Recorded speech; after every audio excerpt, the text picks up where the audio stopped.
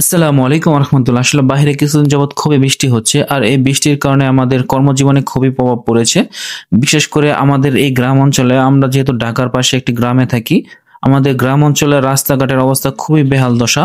আমরা বাইক নিয়ে বা যারা গাড়ি নিয়ে যাই, আমাদের চলাফেরায় খুবই কষ্ট হচ্ছে, কারণ বৃষ্টির কারণে পানি রাস্তায় আটকে গেছে, রাস্তাঘাট ভেঙে গেছে। যাই হোক, সব মিলিয়ে আসলে আমরা এখানে যারা আছি সবাই আমরা স্কুল ফ্রেন্ড।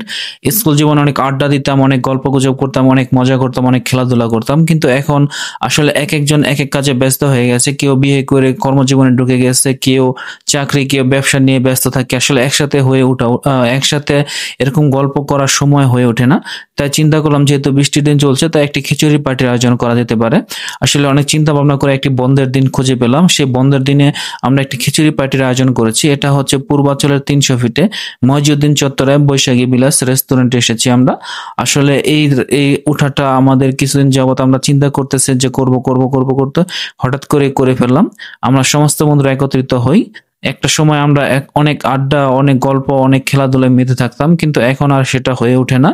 সেই আগের সময়টাকে মনে করে আমরা আসলে এই আয়োজনটা করেছি। আমরা এখানে সমস্ত বন্ধু উপস্থিত হয়েছি এবং একটি খিচুড়ি পার্টির আয়োজন করেছি। আসলে বন্ধু জীবনটা খুবই মধুর জীবন। আসলে সবকিছুর মধ্যেও এই বন্ধুদেরকে সময় দেওয়ার অন্যরকম একটি মজা থাকে। আসলে মানুষ এক এক সময় এক এক রকম হয়ে যায়, কেউ কর্মজীবনে ঢুকে যায়, কেউ বিবাহিত জীবনে ঢুকে যায়। আসলে সকলকে একসাথে পাওয়াটা অনেক মুশকিল হয়ে যায়।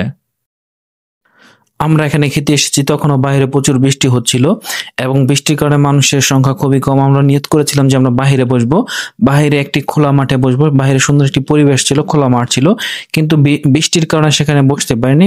বাধ্য হয়ে আমরা ভিতরে এসে বসতে হয়েছে।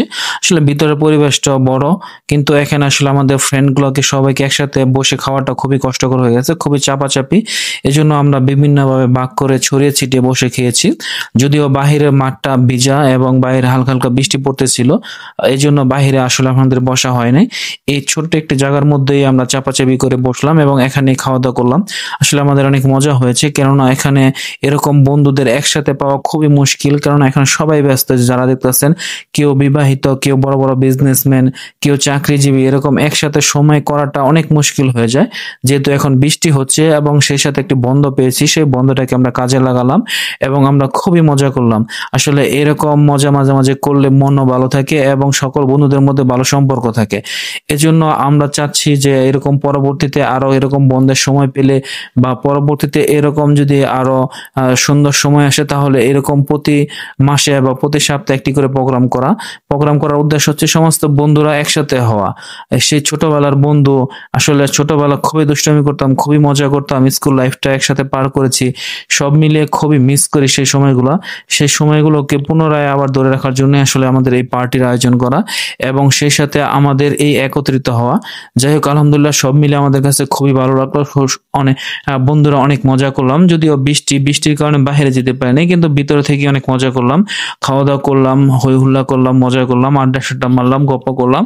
সব মিলে আমাদের কাছে খুবই ভালো লেগেছে। যাই হোক, ছোট্ট একটি মজার ভিডিও নিয়ে এসেছিলাম, আশা করি আপনাদের কাছে ভালো লাগবে। সেই আশা এখনই শেষ করছি। আসসালামু আলাইকুম রহমতুল্লাহি ওয়া বারাকাতুহু। ভাবলাম মহাজিন ভাই দায়িত্ব নিয়ে ধোয়া পরিচালনা করবো।